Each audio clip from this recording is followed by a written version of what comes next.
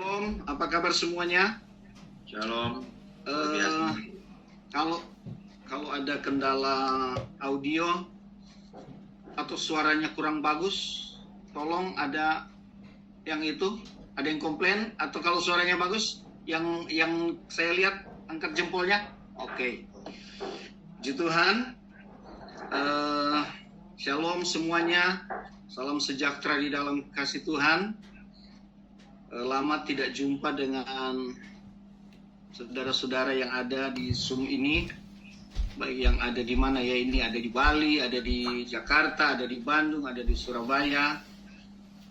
Ada mungkin 4-5 bulan tidak ketemu ya. Tapi satu hal, di dalam Tuhan kita tetap kuat. Puji Tuhan. Lanjut saja, kita langsung dalam kebenaran firman Tuhan. Mari kita buka Alkitab kita di dalam Matius pasalnya yang ke-11. Matius pasal 11. Kita akan baca satu ayat saja di dalam ayatnya yang ke-28. Dan kita lompat 1 Petrus 5 ayat 7.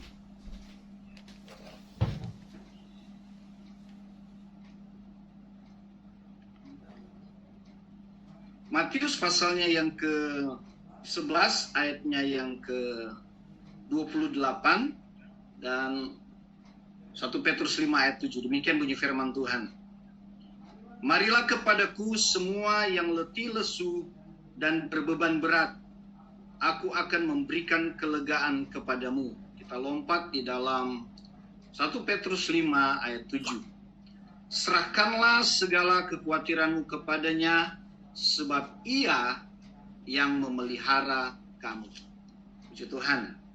Saudara, kalau kita membaca kitab Matius pasalnya yang ke-11 ini bicara mengenai ajakan Tuhan Yesus atau kepada murid-murid, dan bukan hanya murid-murid, kepada orang-orang yang Dia layani, supaya siapapun yang mengalami pergumulan di dalam hidup, siapapun yang mengalami masalah, mengalami proses di dalam segala aspek hidupnya, datang kepada Tuhan.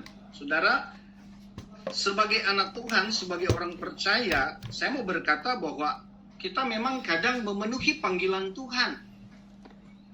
Tapi dalam memenuhi panggilan Tuhan, kadang kita ini lebih percaya kepada hamba Tuhan daripada percaya kepada Tuhan.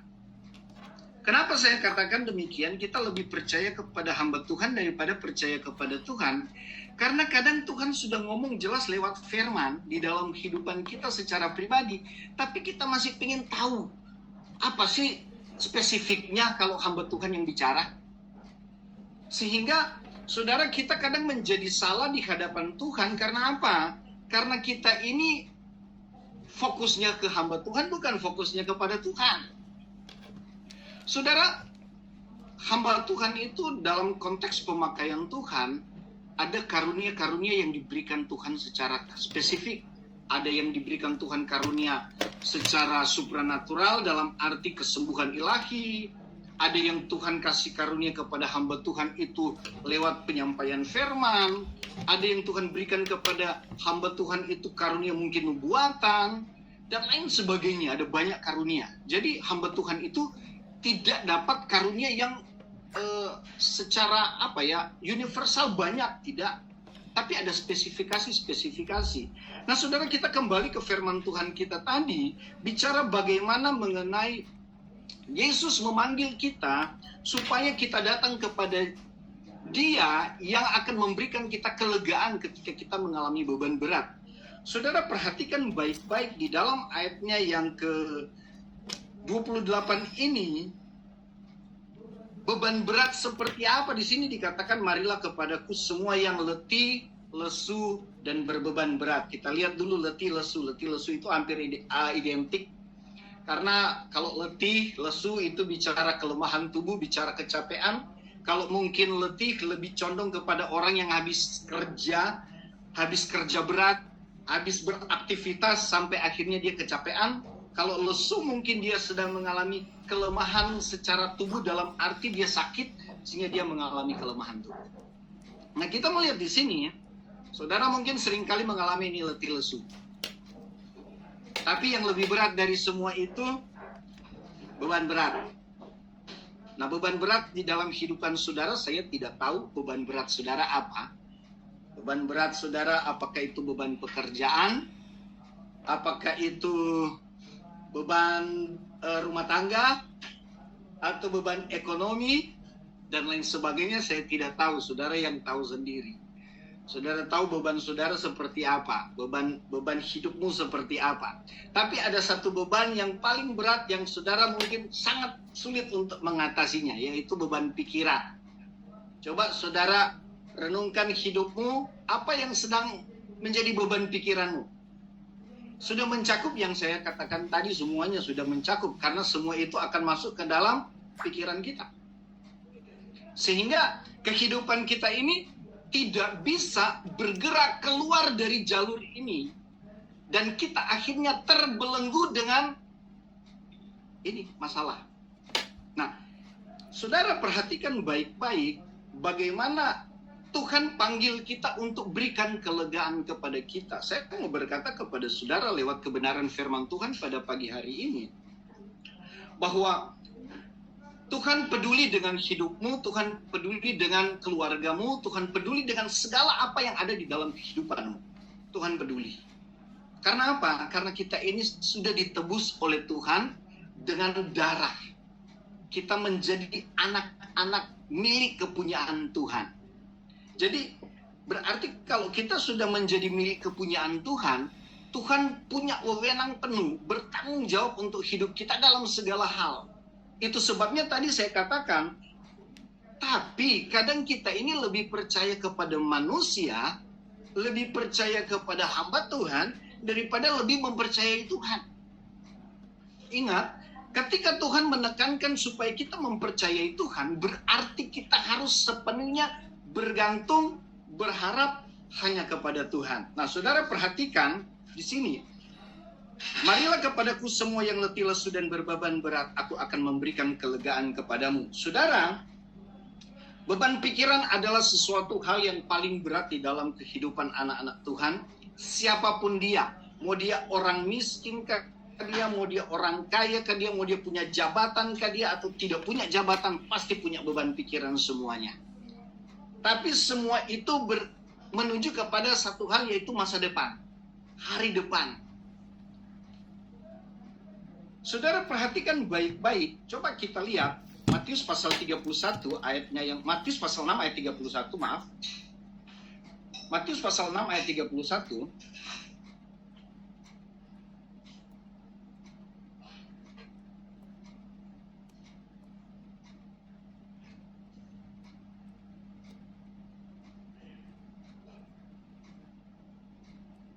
Matius 6 ayat 31 dikatakan begini. Sebab itu janganlah kamu khawatir dan berkata, apakah yang akan kami makan? Apakah yang akan kami minum? Apakah yang akan kami pakai? Saudara perhatikan baik-baik. Di dalam Matius pasal 6 ayat 31 di sini, Tuhan bilang jangan khawatir dengan apa yang ada, jangan khawatir dengan masa depan kita. Itu jadi beban pikiran kadang-kala. Waduh, besok mau makan apa ya? Aduh, bisnisnya besok bagaimana? Atau bisnisnya pekerjaan kita, atau anak-anak kita punya pendidikan, masa depan anak-anak kita nanti bagaimana? Nah, itu jadi beban pikiran. Aduh, hutang saya, cicilan sekian, jatuh temponya belum teratasi, dan lain sebagainya. Itu jadi beban pikiran di dalam kehidupan kita. Tapi saudara, ini yang menjadi pola pikir manusia, yang dimana kita itu menjadi lingkaran setan, saudara. Ini menjadi lingkaran setan di dalam kehidupan kita. Itu sebabnya tadi saya katakan, coba perhatikan baik-baik apa yang ada di dalam kitab, apa yang ada di dalam kitab Petrus tadi. Serahkanlah segala kekhawatiranmu kepadanya, sebab Ia yang memelihara kamu. Ingat, kita ini anak Tuhan, kita ini milik kepunyaan Tuhan. Berarti kehidupan kita ini dijamin oleh Tuhan. Amin. Nah, saudara, kita lihat lagi Kolose pasal 3 ayat 2. Kolose pasal 3 ayat 2 dia bilang begini. Pikirkanlah perkara yang di atas, bukan yang di bumi. Nah, ini kita melihat, inilah fokus manusia. Fokus kita adalah memikirkan hal-hal yang berkaitan dengan jasmani kita, yang berkaitan dengan kebutuhan hidup, daripada kita memikirkan keselamatan kita. Saya pernah menyampaikan firman Tuhan kepada saudara bahwa kita harus lebih fokus kepada Tuhan daripada dunia ini. Dunia ini memang penting, apa yang kita butuhkan itu penting. Tetapi kembali kita harus tunjukkan, kita harus lebih memprioritaskan Tuhan di dalam kehidupan kita. Kenapa? Karena Tuhan adalah sesuatu yang luar biasa. Tuhan menjamin hidupmu dalam segala aspek hidupmu. Nah, saudara, coba perhatikan kehidupan kita. Tuhan bilang begini, marilah kepadaku semua yang letih, lesu, dan berbeban berat, aku akan berikan kelegaan. Karena apa? Karena kekhawatiran kita Tuhan sudah penuhi. Tuhan akan penuhi, Tuhan akan pelihara, Tuhan akan kerjakan. Nah, saudara, saya suka berkata begini, firman Tuhan ini saya sampaikan di jemaat yang saya layani di House of Dorea. Saya bilang begini, kadang kita menjadi orang yang profesional secara dunia bisnis dan pekerjaan.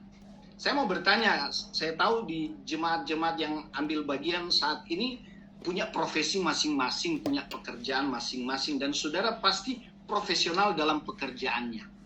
Tetapi kadang kita tidak profesional dengan diri kita dalam hal hubungan kita dengan Tuhan. Saudara seringkali menekankan engkau yang sebagai atasan, engkau yang sebagai pimpinan, engkau yang memiliki anak buah, engkau seringkali menekankan orang-orang yang di bawah Anda, menekankan profesionalisme pekerjaan. Nah, sekarang di hadapan Tuhan, seringkali kita tidak profesional dengan Tuhan. Kenapa saya katakan kita tidak profesional dengan Tuhan?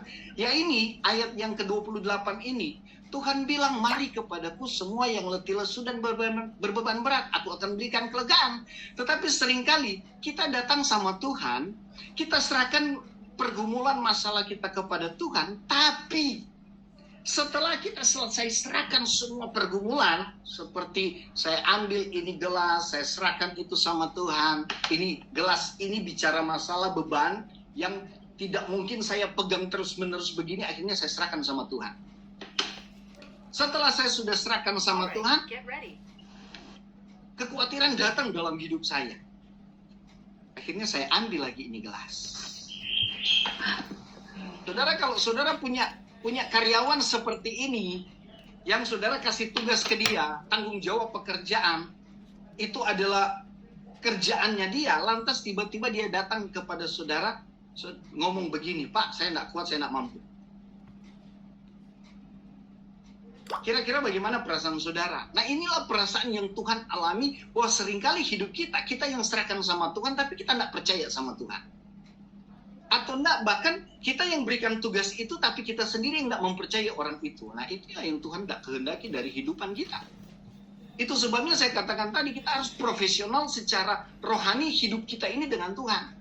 Kalau Tuhan bilang, serahkan masalahmu, serahkan pergumulanmu, serahkan kekhawatiranmu, beban pikiranmu, lemah, letih, lesu, dan lain sebagainya, serahkan kepada Tuhan. Berarti kita harus bergantung, berharap hanya kepada Tuhan. Kita belajar dari bayi ini, apapun mau dikasih ke dia oleh orang tuanya, dia akan terima semua itu.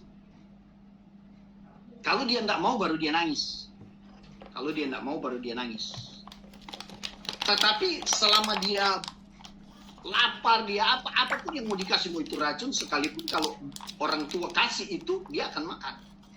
Nah, artinya di sini gambaran ini saya mau berkata kepada saudara, kita harus menerima apapun kalau kita sudah serahkan itu kepada Tuhan. Amin. Kalau kita sudah percayakan pergumulan beban hidup kita, apalagi Tuhan yang minta, marilah kepadaku semua yang letih lesu. Kita harus serahkan itu kepada Tuhan, berikan sepenuhnya itu kepada Tuhan, dan jangan dipikir-pikir lagi. Karena kalau kita mengambil lagi, gambaran yang sering kali disampaikan, kalau kita angkat tangan, Tuhan turun tangan. Tapi kalau kita sudah angkat tangan lantas turun tangan lagi, ya Tuhan angkat tangan. Bagaimana Tuhan mau turun tangan bekerja untuk masalahmu? Bagaimana Tuhan mau turun tangan untuk bekerja untuk pergumulanmu, untuk sakit penyakitmu, dan lain sebagainya? Karena kita turun tangan lewat apa? Beban pikiran kita. Saya suka berkata, ada orang ketika menghadapi depresi atau ketika menghadapi kekhawatiran yang berlebihan di dalam kehidupannya, beban yang berat, seringkali pembawaannya ada yang mules-mules, ada yang tidur, ada yang makan banyak, ada yang apalagi refreshing dan lain sebagainya. Banyak pelarian-pelarian orang yang ketika mengalami depresi, kalau mungkin orang yang bukan dalam Tuhan, ke diskotik dan lain sebagainya, cari ketenangan dan lain sebagainya. Tetapi di sini Tuhan mau ketika kita mengalami ini semuanya datang kepada Tuhan. Percayakan hidup kita kepada Tuhan dan biarkan Tuhan yang akan bekerja untuk kita. Nah, ini yang Tuhan mau, kita menjadi pribadi yang profesional di dalam Tuhan. Kita tidak mengambil lagi masalah kita, tapi kita serahkan masalah kita kepada Tuhan. Tuhan yang bekerja. Kita hanya melakukan perintah Tuhan saja. Nah, ketika kita melakukan ini yang kita akan mengalami kelegaan. Karena apa? Kelegaan itu akan menjadi nyata di dalam kehidupan kita kalau apa? Kita ada respon dari hadapan Tuhan. Kita memiliki respon di hadapan Tuhan. Kita lihat di sini, Yesus menyampaikan ini dan dia menginginkan respon dari kita. Saudara bisa bayangkan kalau seorang pemimpin memanggil saudara, lantas saudara tidak meresponi bagaimana perasaan saudara, atau tidak, paling simpel saja, saudara di antara keluarga saudara, mau suami mau istri, dipanggil lantas tidak ada respon, bagaimana perasaan saudara, atau anak-anak atau orang tua dan lain sebagainya. Nah, di sini Tuhan memanggil kita, mengajak kita untuk bawa masalah kita, pergumulan kita, dan kita harus responi. Karena apa? Ketika kita meresponi panggilan Tuhan, ketika kita meresponi ajakan Tuhan, itu adalah nilai tambah. Itu adalah nilai tambah. Ingat, seorang perwira yang datang kepada Tuhan minta tolong karena salah satu karyawannya atau salah satu budaknya, pekerjanya sedang sakit. Apa yang dia sampaikan kepada Tuhan? Tuhan tidak perlu Tuhan turun tangan. Cukup katakan sepatah kata saja, hambaku itu pasti sembuh. Karena aku adalah seorang atasan juga. Aku cukup memerintahkan bawahanku untuk pergi, dia akan pergi. Bayangkan saudara, dia yang bukan orang Israel, dia yang bukan anak Tuhan, dia sangat mempercayai perkataan Tuhan. Perkataan Tuhan mengandung kuasa yang luar biasa. Nah, ini pun datang di dalam kehidupan kita. Perkataan Yesus, kalau kita datang kepada Yesus, serahkan beban pikiran kita, masalah pergumulan kita, lemah, letih, lesu, dan berbeban berat. Kita serahkan dan kita mempercayai Tuhan, maka kelegaan itu kita akan dapatkan secara luar biasa. Dengan catatan, ada respon dari hidup kita. Baru meresponi saja. Yesus berkata kepada orang-orang Israel yang ada pada, sesungguhnya iman sebesar ini tidak aku jumpai di antara orang-orang Israel. Respon dari Yesus ketika melihat respon dari perwira ini luar biasa. Sampai Yesus mengerjakan itu. Ketika dia pulang, dia bertanya kepada orang-orang yang di rumah, sejak kapan dia sembuh? Mereka katakan waktu yang disampaikan Yesus, dia mulai renungkan, oh seperti yang Yesus sampaikan kepada dia. Saat itu juga orang itu sembuh. Nah ini saudara, kita sebagai anak Tuhan, mari kita menjadi orang yang luar biasa, meresponi panggilan Tuhan. Dalam bentuk apapun responi panggilan Tuhan, maka kita akan memperoleh kelegaan. Nah keuntungannya coba saudara lihat. Yeremia pasal 7, Yeremia pasal 17 ayatnya yang ke Yeremia pasal 17 ayat 7. Diberkatilah orang yang mengandalkan Tuhan, yang menaruh harapannya pada Tuhan. Amin. Ini keuntungan orang yang meresponi panggilan Tuhan. Ada kelegaan. Kelegaannya apa? Dia akan diberkati. Dan bukan hanya diberkati, tetapi apa? Coba lihat ayat 8. Yeremia pasalnya yang ke-17 ayat 8. Ia akan seperti pohon yang ditanam di tepi aliran air, yang merambatkan akar-akarnya ke tepi batang air, dan yang tidak mengalami datangnya panas terik, yang daunnya tetap hijau, yang tidak khawatir dalam tahun kering, dan yang tidak berhenti menghasilkan buah. ayat 8 ini sesuai dengan janji Tuhan yang dikatakan di dalam 1 Petrus 5 ayat 7 tadi. Serahkanlah segala kekhawatiranmu kepada Tuhan karena Ia yang memelihara kamu. Amin. Jadi ini saudara, ketika kita profesional dengan diri kita kepada Tuhan, memenuhi panggilan Tuhan, dan mempercayakan sepenuhnya hidup kita kepada Tuhan, menyerah sepenuhnya kepada Tuhan, maka kita akan menjadi seperti burung yang Tuhan pelihara sekalipun tidak menanam. Kita sudah menanam saudara, kita sudah menabur. Kita menjadi orang yang luar biasa. Bunga di padang yang tidak menanam dan menabur, Tuhan dandani seindah mungkin. Burung di udara yang tidak menanam, tidak menabur, Tuhan kasih makan. Apalagi saudara yang sudah menanam, sudah menabur. Pasti saudara akan menuai berkat-berkat Tuhan. Nah ini saudara, sebagai anak-anak Tuhan, sebagai orang percaya, mari. Ketika Tuhan mengajak engkau, memanggil engkau, responi panggilan Tuhan itu dengan apa? Responi panggilan Tuhan itu dengan bawa sepenuhnya hidup kita dan percaya sepenuhnya hidup kita kepada Tuhan. Maka saudara akan melihat jaminan Tuhan yang luar biasa akan menjadi bagian di dalam kehidupan saudara. Dan sebagai ayat yang terakhir, coba kita baca di dalam Filipi pasal 4. Nah ini saudara harus ada di dalam hidup kita. Filipi pasal 4 ayat 4.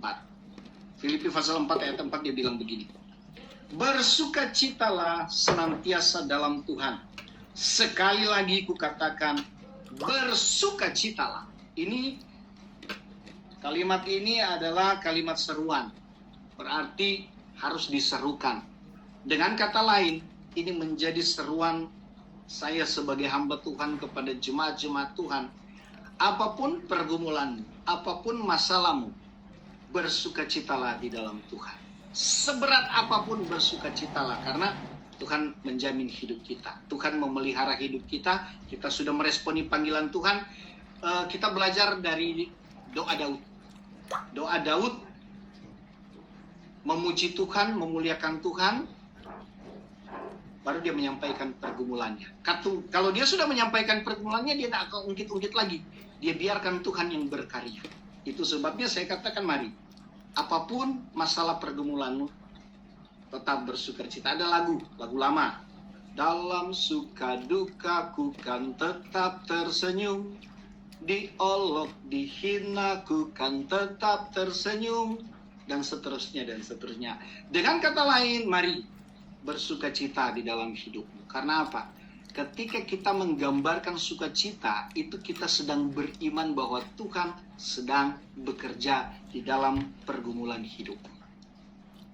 Dengan kata lain, kita sedang mempercayakan hidup kita sepenuhnya kepada Tuhan. Ini firman Tuhan memberikan kekuatan kepada kita semua yang ikut doa pagi hari ini. Tuhan memberkati, dan saya akan berdoa untuk saudara, dan selesai saya berdoa, saya serahkan kepada siapa ya? Ibu Gembala. Mari kita berdoa. Kami bersyukur buat kasih setia-Mu Tuhan di dalam kehidupan kami.